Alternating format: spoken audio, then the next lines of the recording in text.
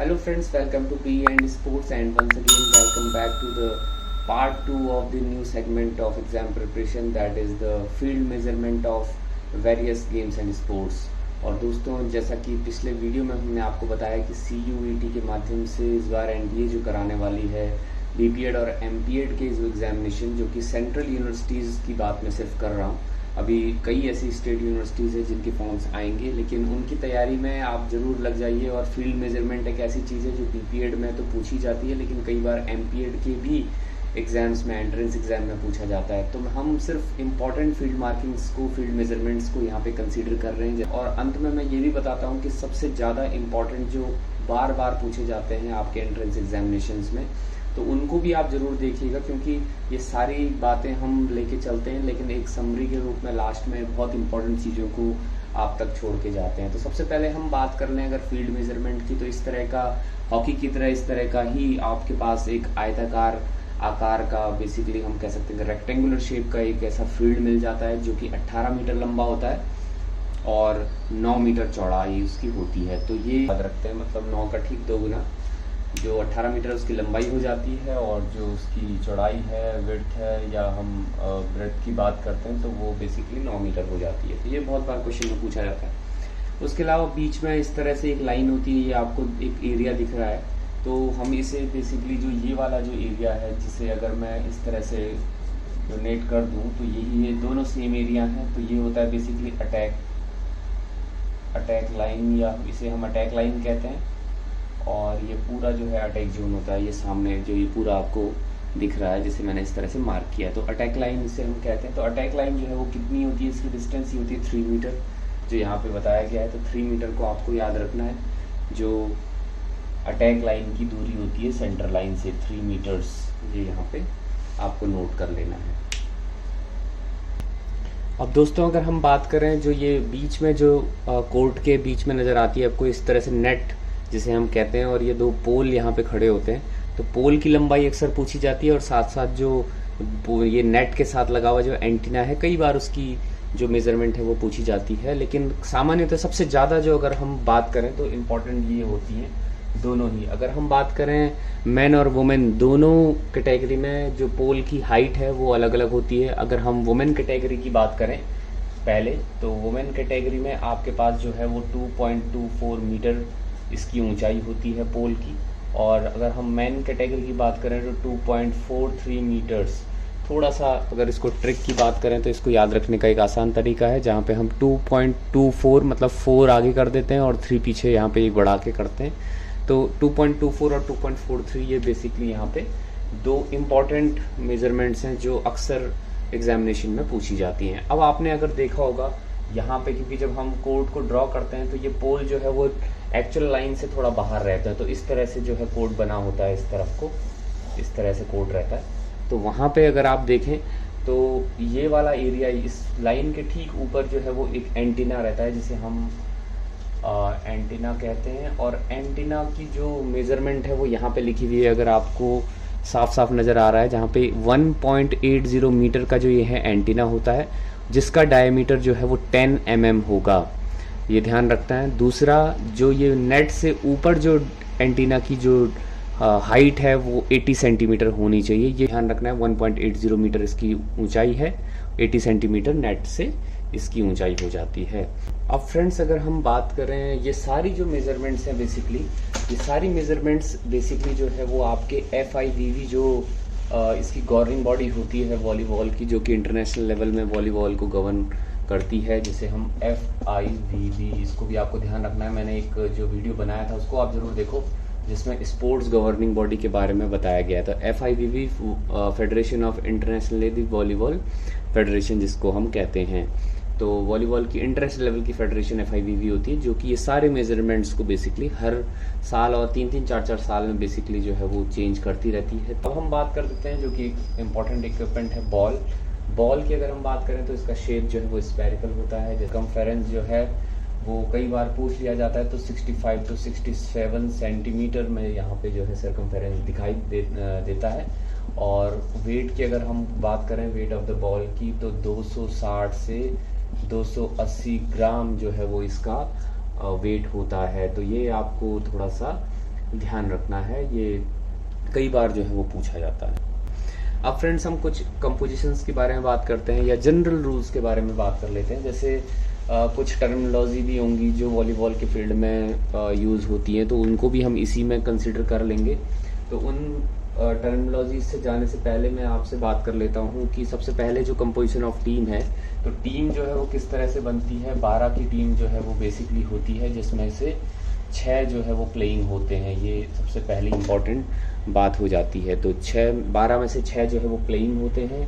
और अगर हम नंबर ऑफ टाइम आउट्स की पहले तो हम बात कर लेते हैं कितने सेट होते हैं। तो सेट जो है वो एक तरह से बेस्ट ऑफ 5 खेला जाता है, ये ध्यान रखना है। जो 3 सेट जो टीम जीत जाती है तो वो ऑटोमेटिकली जो है विनर हो जाती है। एक सेट है वो आपका 25 पॉइंट्स का होता है, और बशर्ते कि एक टीम 25 पे पहुंचती है जहां पे मिनिमम 2 पॉइंट्स का डिफरेंस होता है। तो अगर 2 पॉइंट्स का डिफरेंस किसी टीम ने 25 पॉइंट लेके, मतलब 25-23 अगर हो गया है, तो वहां पे जो है वो टीम विनर कहलाती है। लेकिन कई बार ऐसा होता है कि जहां पे 24 जो है वो ईच हो जाते हैं, जिसमें बार डिफरेंस ऑफ 2 देखा जाता है। जब तक डिफरेंस ऑफ 2 नहीं हो जाता, जैसे एज एग्जांपल 27-25 ना हो जाए या 26-24 रहे, तो इस तरह से डिफरेंस ऑफ 2 जहां बढ़ते रहेगा तो तब तक जो है वो मैच खत्म नहीं होता। ये एक रूल इसका रहता है। कई बार क्या होता है कि अगर 5 सेट में से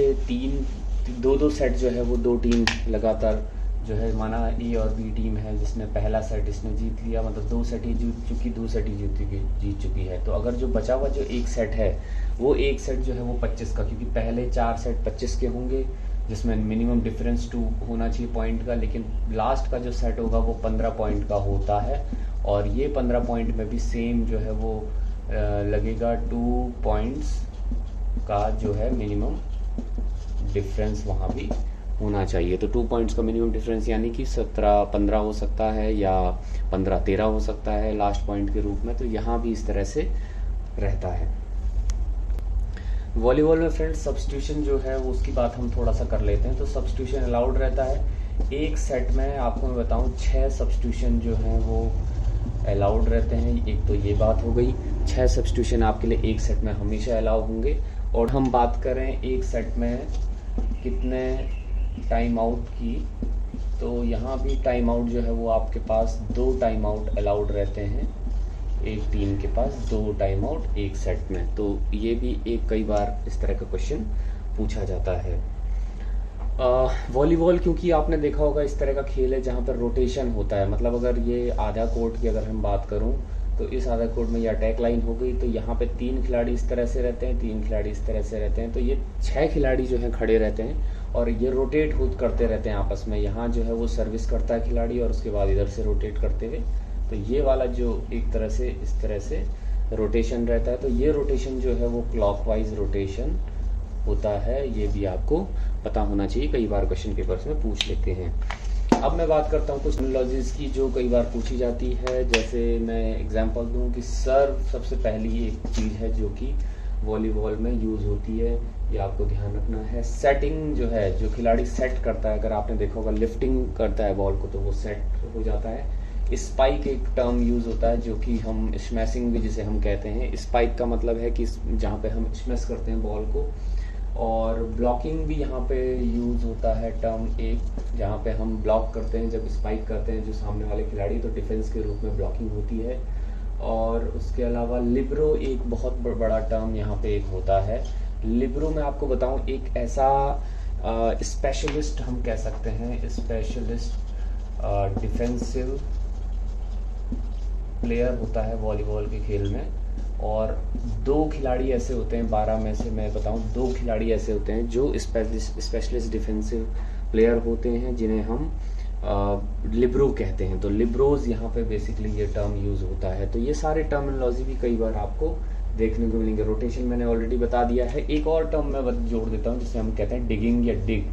तो डिगिंग जहाँ पे हम नीचे बॉल आ रही होती है हम उसको अंडर आर्म उठाते हैं, इस तरह से चीज़ें जब हम वहाँ पे करते हैं तो यहाँ पे डिग का यूज़ भी, इस टर्म का यूज़ भी होता है। तो अब मैं जाते जाते आपसे बात कर लेता हूँ कि इम्पॉर्टेंट चीज़ें क्या हैं जो अक्सर क्वेश्चन पेपर्स या एंट्रेंस एग्जाम में आपसे पूछी पूछी जा सकती हैं। तो एक पहली चीज़ है कि जो इसकी लेंथ जो और विड्थ है, जो कितनी ब्रेथ होगी, तो वो 18x9 मतलब 18 सेंटीमीटर जो है लंबाई और 9 मीटर चौड़ाई इसकी होगी।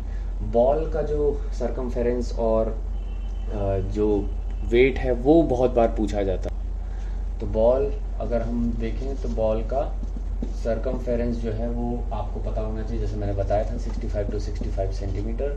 और अगर वेट की बात करें तो यहाँ पे आपके पास 260 से 280 ग्राम, ये भी अक्सर पूछा जाता है। पोल की लंबाई, तो पोल की जो हाइट है, ऊंचाई कहना चाहिए, तो हाइट जो है वो मेन के लिए होती है 2.43 मीटर्स, ये आपको पता होना चाहिए, और 2.24 मीटर्स फॉर वुमेन्स, ये भी अक्सर पूछा जाता है। तो ये 3 चीज़ें तो बहुत बड़ी चीज़ हैं जो यहाँ पे अक्सर पूछी जाती हैं। एक रोटेशन के बारे में जो मैंने आपसे कहा था कि जो रोटेशन है वो किस तरह की डायरेक्शन में होता है, तो वो क्लॉकवाइज होता है, ये भी आपको पता होना चाहिए, ये कई बार पूछा जाता है।